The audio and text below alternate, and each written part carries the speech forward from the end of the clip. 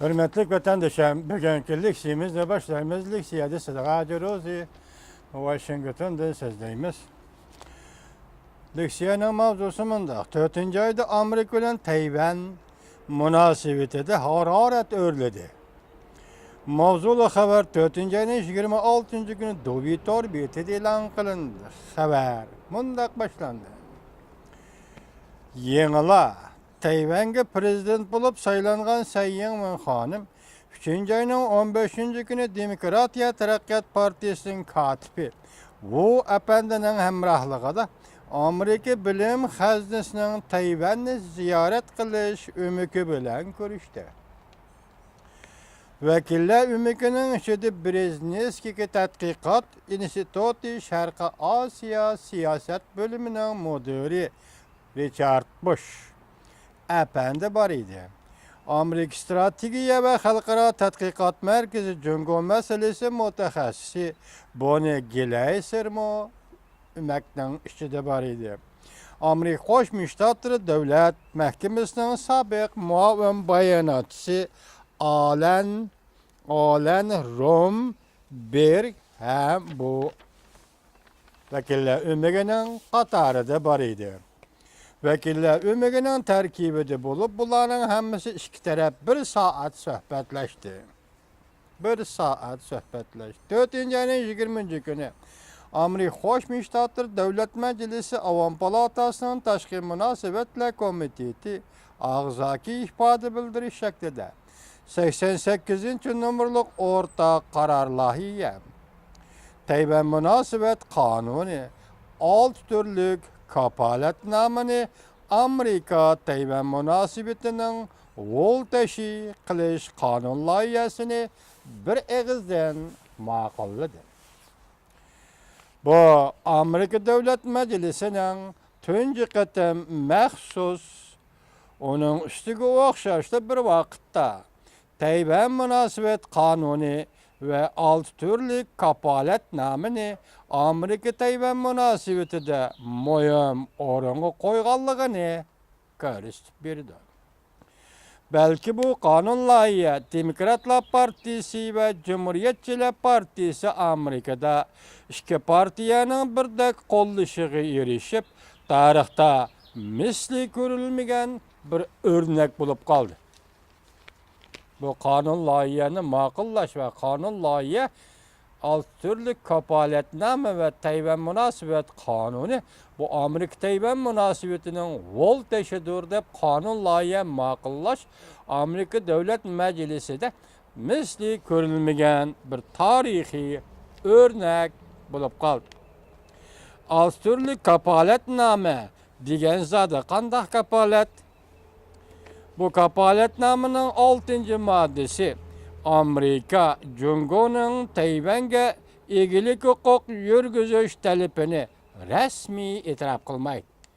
Biz o'tganda vatandoshlarga so'zildik, hozir 5 nuqtasi qisqartib o'tdik. Buning 6. moddasi Amerika Qo'shma Shtatlari Jungoning Tayvanga egilik huquq talab qilishi va egilik huquq yurgizmoqchi bo'lishini rasmiy e'tirof qilmaydi. E'tirof qilmaydi.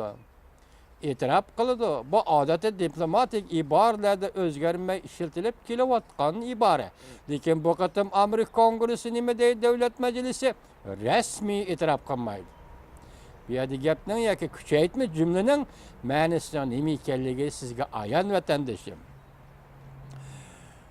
Qilmaydi. Amerika Federatsiyalik Davlat Majlisi Avam palataning bu qatimqi faoliyati Amerika hukumatiga vakil bo'lib, yana bir qatim Tayvanning bexatarligi to'g'risida bergan va'dasidir. Demak, bu qatim Amerika Avam palatasining bu qarori Amerika hukumatiga vakil bo'lib bergan qarorda 6. moddaga diqqat qiling, rasmiy e'tirof qilmaydi. Nemishqa avvora bo'lasizlar, Jungolik apandalar?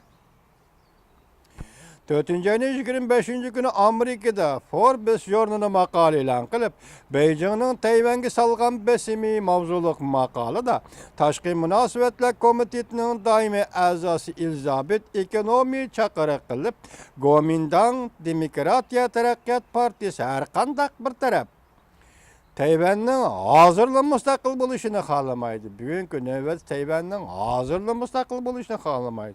Bu demek Amerika'nın Tayvan vaziyetini qalaymakan qilishiden direkt vermeydi. Şundaqla Amerika'nın Cungu bilen siyasi savdo qilib Tayvan'ni setib etishidin bu direkt vermeydi. Ekonomi nima deydi? Tayvan'da Demokratiya Taraqqiyot Partiyasi ve Kuomintang Partiyasi Tayvan'dan hazırlı müstakil buluşunu xalamaydı. Demek vaziyet daha pişib yetilmedi demek. Muşundaq ahvalası demek Amerika'nın muşu iş bilen Tayvan'ın vaziyetini qalaymakan qilishni direkt vermedi. Çünkü iki partiya müstakillikni hazırlayacak alamagandan keyin Amerika'nın vaziyetini qalaymakan qilib etishni direkt vermeydi. Şundaqla en muhim gap muşundaq vaziyette Amerika'nın Cungu bilen siyasi savdo qilib Tayvan'ni setib etishidin bu direkt vermeydi. Cümleler gepler bek eğir vatandaşım.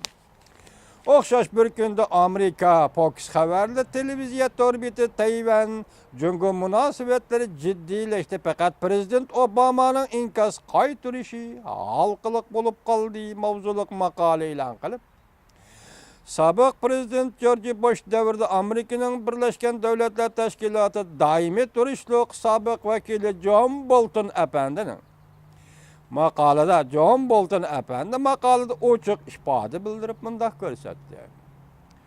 2017 yılı 1. ayda Amerika'da yeni vazifege olturduğun Prezident Beijing'nin Tayvan'da devamlı qaxtı soxtu qilishige duch keldi.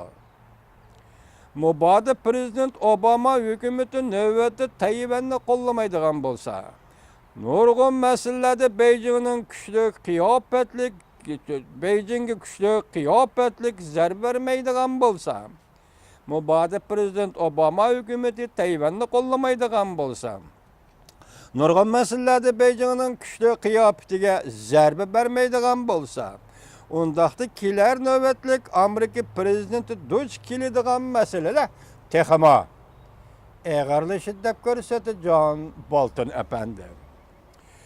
Bu kişiler Washington'dan bu işler kişiler emas, kechiringlar vatandaşım, bu işler Washington'dan Cungu ve Tayvan'a salgan mablag'iga chetishlik bo'libla qolmay, en muhimi Tayvan meselesi Cungu'nun Şarkı Janubu Asya'da zomigarlik ordini tişlişige zıç münasebetlik mesele buluş bilen birge belki deli Cungu'nun Tayvan'ni ve Amerika'nın menfaatini kurban kılış bedelige Cungu Şarkı Janubu Asya'da zomigarlik ordini tişlemekçi buluvadı.